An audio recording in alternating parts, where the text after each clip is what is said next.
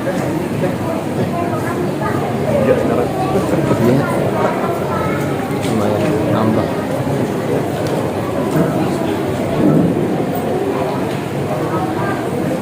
Assalamualaikum warahmatullahi wabarakatuh. Alhamdulillahilladzi arsala rasulahu bil huda wa dinil haqq liyudhhirahu 'ala ad-dini kullihi wa kafa billahi shahida. Asyhadu an la ilaha illallah wahdahu la syarika lah wa asyhadu anna Muhammadan 'abduhu wa rasuluh. Amma ba'd. Ma'asyiral muslimin, jamaah salat tarawih Masjid Al-Mu'min rahimahullah. Alhamdulillah kita masih diberikan nikmat oleh Allah Subhanahu wa taala untuk meniti dan menapaki jalan Ramadan ini. Mudah-mudahan ibadah kita bisa dilaksanakan secara sempurna, baik salatnya, qiyamnya, puasanya dan ibadah yang lainnya, dan juga diampuni dosa-dosa kita di bulan Ramadan ini. Amin amin ya rabbal alamin. Ma'asyiral muslimin rahimahullah. Sebagaimana kita ketahui bahwa perintah puasa di antara tujuannya adalah la'allakum tattaqun, agar kalian menjadi orang yang bertakwa. Dalam surah Al-Baqarah ayat 183, A'udzu billahi minasyaitonir rajim, ya ayyuhalladzina amanu kutiba 'alaikumus shiyam kama kutiba 'alal ladzina min qablikum la'allakum tattaqun. Takwa itu adalah tujuan kita untuk berpuasa. Ingat, tujuan kita diantaranya adalah bertakwa kepada Allah Subhanahu wa taala. Ibadah puasa bukan ibadah yang baru kemarin disyariatkan, tapi sejak jauh sebelum diutusnya Nabi Muhammad SAW. Tapi ketika diwajibkan menjadi puasa Ramadan, itu terjadi pada tahun kedua dari Hijrah. Artinya Nabi Muhammad SAW kurang lebih mendapatkan puasa Ramadan itu sekitar 9 tahun lamanya. Dan itu terjadi kewajiban tersebut di akhir atau menjelang akhir daripada beliau wafat. Karena wafat beliau adalah 11 Hijriah. Kenapa demikian? Karena ibadah puasa tersebut sangat berat. Orang untuk menahan lapar dan dahaga sehari penuh dengan berbagai dimensinya, dengan berbagai tantangannya, itu semua sesuatu yang luar biasa. Makanya ibadah puasa dan ibadah sholat lebih dulu disyariatkan ibadah sholat.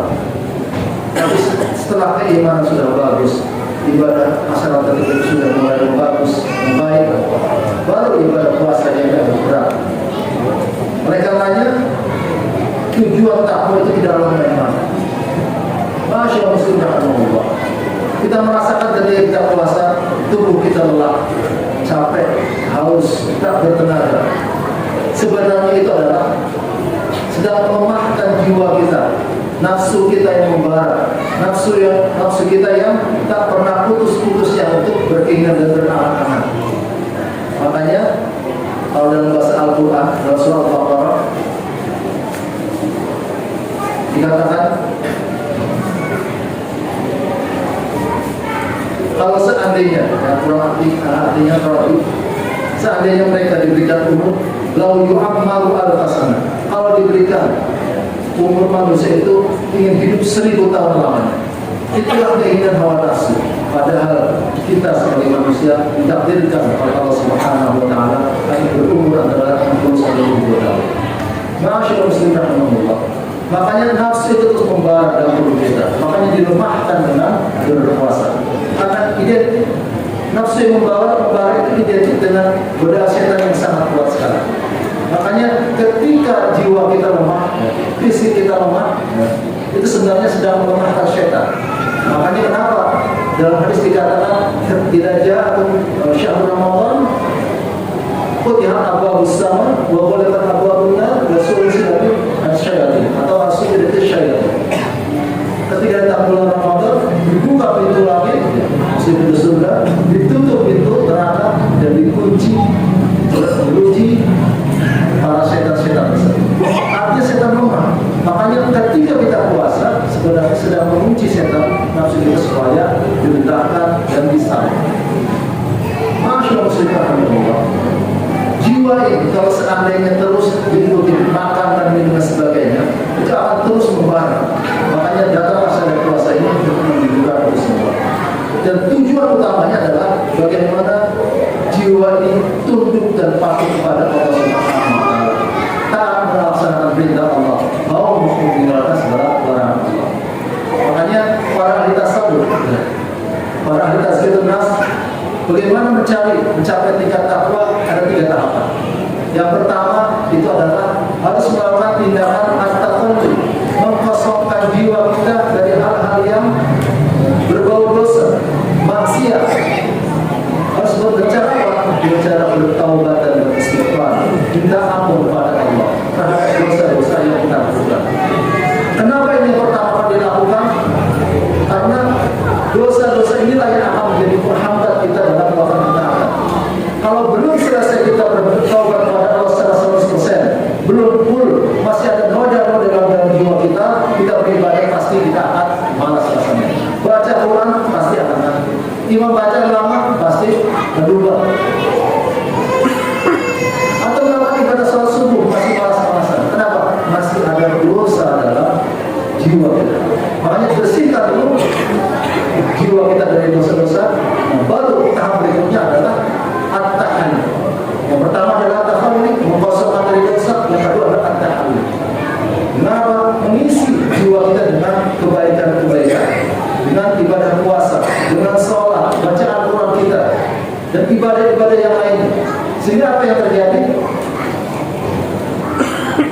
Ketika diisi dengan kebaikan dan ketaatan, jiwa kita akan hidup. Jiwa kita akan hidup. Sehingga akan sensitif kepada kebaikan. Justru akan menghindar terhadap keburukan-keburukan. Masya Allah, makanya ada seorang ulama memisalkan antara jiwa yang hidup dan jiwa yang mati. Kalau jiwa yang hidup seperti makhluk hidup bertemu dengan makanan yang enak, entah itu sate, rendang atau sebagainya. Karena fisiknya hidup, maka dia akan menikmati makanan tersebut. Sedangkan jiwa yang mati sama seperti seorang mayit yang sudah dikafani diberikan di sampingnya makan sate, rendang dan sebagainya, dia tidak bisa merasakan tersebut. Kenapa? Fisiknya mati. Makanya jiwa yang hidup ketika bersentuhan membaca Al-Quran, dia asik menikmati baca Al-Quran tersebut.